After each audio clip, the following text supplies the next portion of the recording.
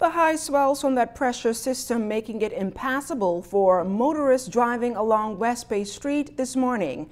Keishla Adderley visited the area today and has the details in this report.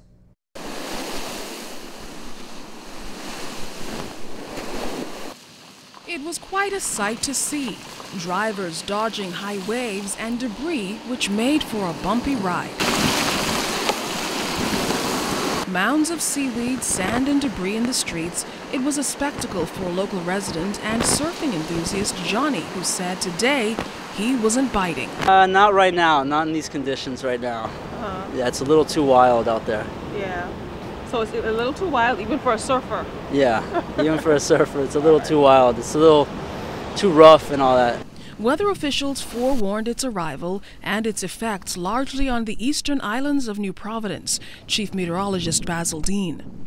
A low-pressure system which deepened over the weekend just off the east coast of the United States, and it is propagating some very large swells, anywhere between 15 and 20 feet toward the south, and that is impacting many of the islands in the Bahama chain, particularly the more easterly islands of the Bahamas.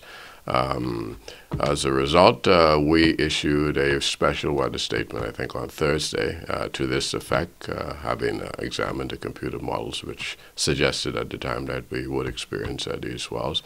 This weather is expected to last for the next 2 to 3 days. Dean says it's by no means record-setting, but it's been a long time since we've seen the sea behave like this. I think it was back in either 1990 or 1992 when we had some very large swells that impacted one of the little islands just off of New Providence. There was a resort there that was completely devastated by swells, where large boulders actually came up out of the ocean floor onto land. So no, it's not any record-breaking, but certainly these are swells that generate from time to time.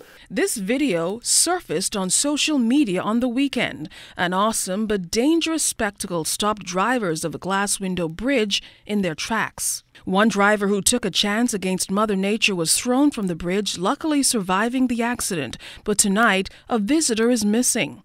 The bridge is closed, and officials say until things slow down. We advise very strongly that you stay out of the water because of the potential risk of rip currents, which are invisible to the eyes, but they're there, and they can pose a danger to swimmers if they decide to go in the water. So the bottom line is to stay out of the water. Keishla Adderley, ZNS Network News.